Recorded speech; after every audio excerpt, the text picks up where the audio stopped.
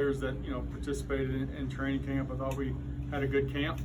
It was great to work with both Arizona and Tampa over the course of those a couple of days that they were here. Got a lot of good work in.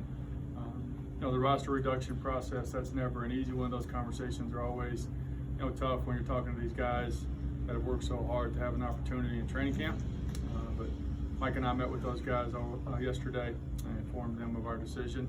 Got down to 53, and then got a big bulk of the group back on the practice squad today. So productive camp. Still got a lot of work to do, but we're moving forward and get ready for week 1. He made some impressive plays in the preseason games, but even at practice, just the ball coming out of his hand a little quicker, throwing with a little bit better anticipation, deciphering, working through coverages. Just thought that he was on the right track. And I mean, he's still got a long way to go, but certainly trending in the right direction. Yeah, I mean, we played against him a couple of years ago. I mean, he certainly kept. I remember he was at the Senior Bowl. I think it was the same year that Nate was down there, Davis. He played mostly left tackle for those guys, but he's also played right tackle. He's played some guard. I think he's got good foot quickness. He's got some snap with his punch.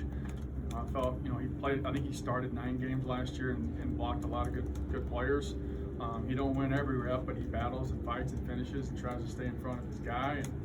And he was excited about the opportunity here, and felt that adding depth to that position group was important for us, and glad that he was available. Well, I think Christian Fulton was in that class. Murch was in that class. Murch has made our team a couple times, and then he ended back up on the practice squad this year. We've got some guys in the that were undrafted that are on that class. I've spoke about the guys that aren't here anymore. I'm not going to talk about those guys again. But I think that whole period of time was kind of weird for all of us, right? Because we were in this pandemic, we were locked in our houses, and we couldn't do anything. And it certainly, I mean, we tried to go through our process, TD, but it was just different, and it wasn't. I personally was not able to do what I normally do as I prep for for the draft. So this afternoon, Racey McMath will go on injured reserve, and we'll sign Cody Hollister back to the active roster. Toughness level, he's a extremely dependable guy. He's a smart player. He can play a multitude of multiple spots at the receiver position on a moment's notice without a lot of reps throughout the course of the week of practice. He's been a competitive guy on special teams. He's been productive on special teams for us, which when you're not in, if you're not the 1, 2, 3, 4 receiver, you're going to do something in the kicking game, realistically. And he's done a great job blocking. So, all the things for that position: get open, catch, block, dependability, intelligence, versatility. He embodies a lot of those characteristics. Yeah, that's a great. I mean, I think with Julius, I mean, he ran hard, he ran tough, he played good on special teams. He actually caught the ball better than I thought he would. And anything that we asked him to do, he didn't have a whole lot of mental errors.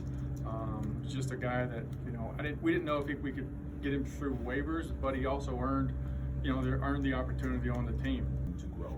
Well, it was a different conversation this year than it was a year ago, Ben. I thought that he really had an outstanding offseason.